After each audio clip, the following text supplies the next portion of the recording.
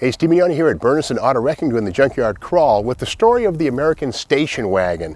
This is a 1954 Ford Ranch Wagon. It's a two-door. Now, a lot of folks think that two-door wagons in the 1950s, well, the Chevy Nomad, right? 55, 6, and 7, there were two-door wagons, the only kind. We got to remember that station wagons were available as two doors or four doors from virtually every car maker. But beyond that, wood-bodied station wagons are something that were classic in the pre-World War II era. But after 48, steel-bodied station wagons took over. Now, it's true that 49, 50, and 51 Ford wagons did have wooden paneling on the sides. It wasn't structural, but for 1952 onward, steel was the rule on all station wagons made in America. Now, this is a two-door 1954 Ford wagon, and the beauty of this thing here is that all this room in the back was just what the post-World War II baby boomer family needed to bring the kids to and from soccer practice, to bring the groceries home. And again, station wagons, steel-bodied wagons, were quite a new phenomena in the early and mid-1950s. Now, in 1951, 3.3% of all cars sold in America were station wagons. By 1959, 17% of all cars sold in America were wagons. So you might say that the station wagon was the minivan of the 1950s. Now, this one here does have the Ford-O-Matic logo on the back, which says this one has the 3-speed automatic, which was made by Borg Warner for Ford. That was a $180 option on top of the base price of the car to get rid of the 3 on the tree. Let's continue walking here, and we can see this one here. It's a New England car, and this is a rust repair panel that somebody sort of pop riveted into position sometime a long time ago. And these were often sold by companies like J.C. Whitney, kind of the predecessor to today's Auto Metal Direct quarter panels and stuff. But there it is. Now, here it wasn't for restoration. It was about keeping the car on the road. But inside, we can see the automatic transmission for that Ford-O-Matic. Here's the selector right there. The manual steering, of course, on this. AM radio, kind of cool, 110 mile-an-hour speedometer. And something new for 54 was this translucent globe on the top of the speedometer, which allowed natural light to backlight the gauges. So again, this car, you know, was a pretty cool piece. And again, no back door on this. You had to jump around behind the seat, which means, of course, that the front seats on two-door wagons are articulated, whereas on four-door wagons, they're fixed. They don't fold. Now, here on the front fender, Ranch Wagon. Indeed, that is the name for the two-door family. The four-door wagons were called Country Sedans or Country Squires at the top level with fake wood trim on them. Now, this one here, under the hood, what do we got?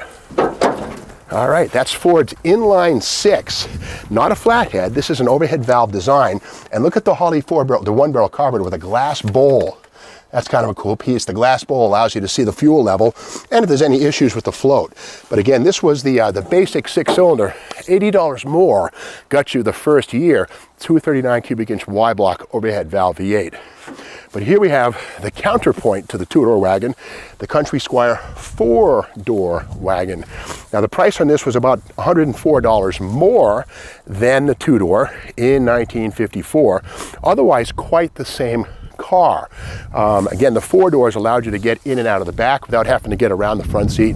So, you know, you pick your poison, as it were. Same massive space in the back. This one has extra space going all the way down to the ground. That's a rare factory option. Good stuff. Quarter panel, really clean and straight. But again, four-door body style right here.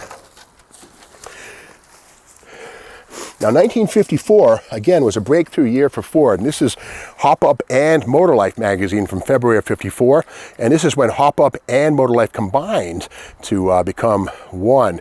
But inside of this, there's a nice roundup of the 54 Ford model line. And here it is right there, Ford's for 54. And again, the first year for the translucent roof, we see it on top left. And the new overhead valve V8, the 239 cubic inch engine, seen for the first time. And it's kind of cool to see the counterpoint. Here's that dashboard with that cool plastic translucent top. Then, and here it is now. Now, again, this is plastic, and it does, you know, dries with time. But the idea here was this magnesium casting would be backlit by natural light. And another big deal for 1954 was the advent of ball joints. And we see right here in this picture, there's on the left, we see the new ball joint, and you can see the ball joint right at that location.